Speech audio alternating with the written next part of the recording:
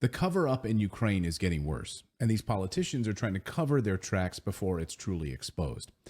Back in 2018, something happened in the United States Congress, and it didn't get much coverage. In fact, it was largely ignored. A little noticed provision was hidden inside of a 2,232-page government spending bill. They're very large. No wonder it was ignored.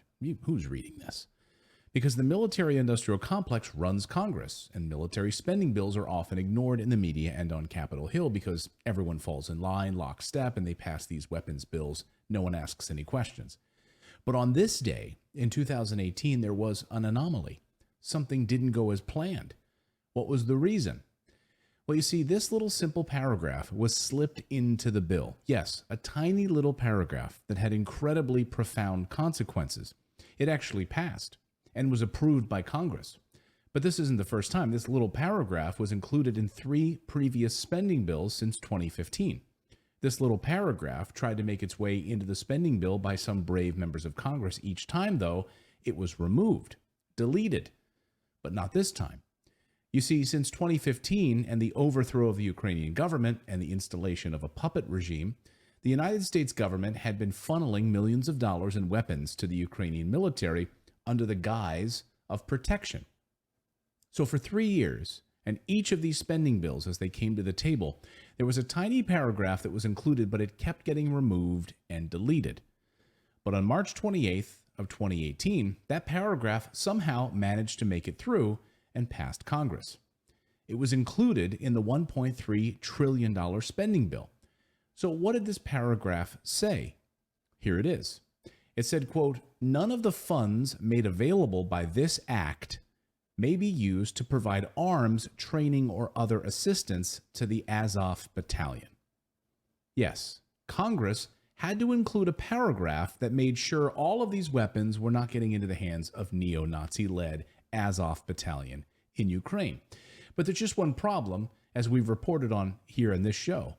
It was well known at the time that the Azov battalion wasn't some fringe group made up of only a few people. No, in fact, the neo-Nazi Azov battalion and their soldiers were a major part of the entire Ukrainian military at every level. Again, not just some fringe battalion made up of volunteers. In fact, Congressman Ro Khanna, who serves the 17th District of California, was outspoken at the time, was one of the few congressional voices actually pushing to make sure that the American tax dollars weren't going to Nazis. Quote, "White supremacy and neo-Nazism are unacceptable and have no place in our world. I'm very pleased that the recently passed omnibus spending bill prevents the United States from providing arms and training assistance to the neo-Nazi Azov battalion fighting in Ukraine," end quote. Congress had been trying to get this paragraph in the spending bill since 2015, but we all remember what happened in 2015. If you need a refresher, here it is.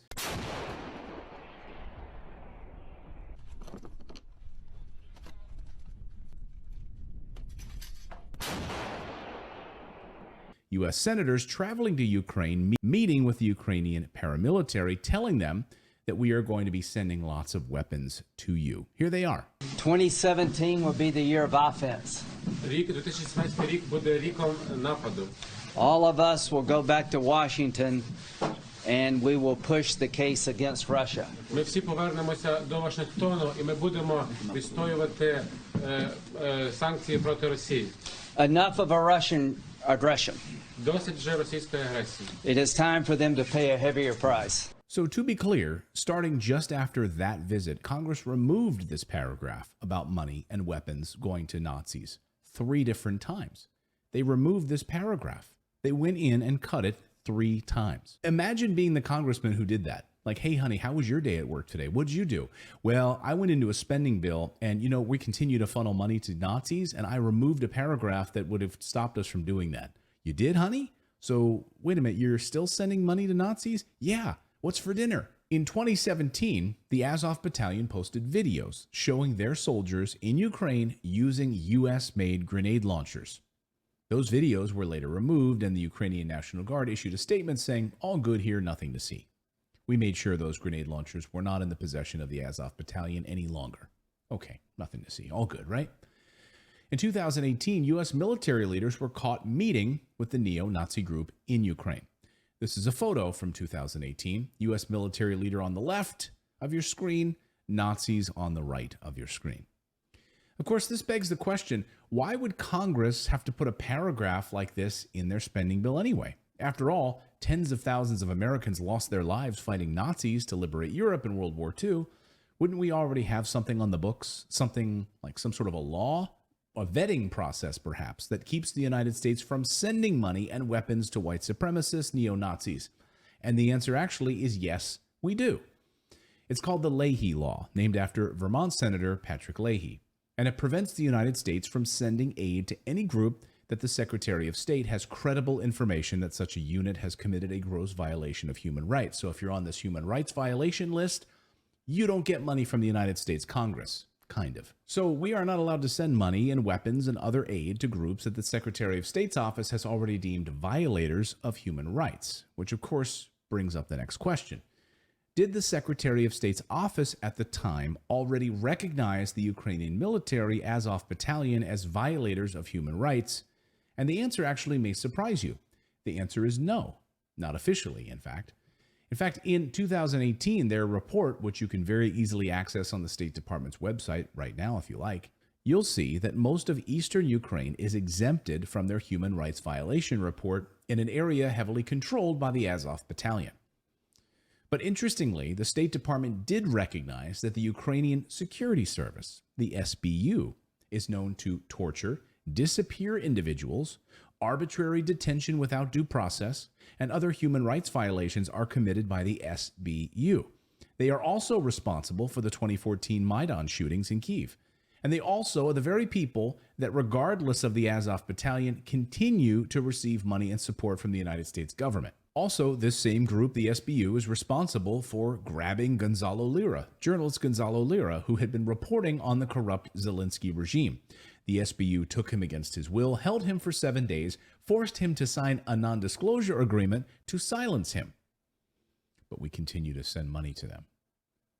Now, you would think with this new provision added to this omnibus spending bill that the money and the weapons would stop flowing to Ukraine, knowing that they're being run by neo-Nazis. All the money and weapons would stop. But the money and the weapons continue to flow to these Nazis. And there was growing concern from some members of Congress at the time that they were actively recruiting American soldiers to join their ranks in Ukraine. In fact, in October of 2019, a full 1 year after Congress said that we're no longer going to send money to these neo-Nazi groups, Max Rose, who chaired the counterterrorism subcommittee at the time, submitted a letter to the State Department co-signed by 39 members of Congress. It urged, among other things, for the department to designate the Azov Battalion as a terrorist organization in the same fashion as Al-Qaeda and ISIS. Interestingly, that letter has been deleted from the internet. It's hard to find. In that letter, that, quote, the Azov movement has been recruiting, radicalizing, and training American citizens for years. Of course, the common refrain today from people who are looking to cover the story up is that simply the Azov Battalion is a small group of fringe Nazis. They don't represent the larger Ukrainian military, but that's wrong. In fact, Foreign Policy magazine, which would love nothing more than a full-blown war with Russia, wrote at the time, in October of 2019, in a piece criticizing Max Rose.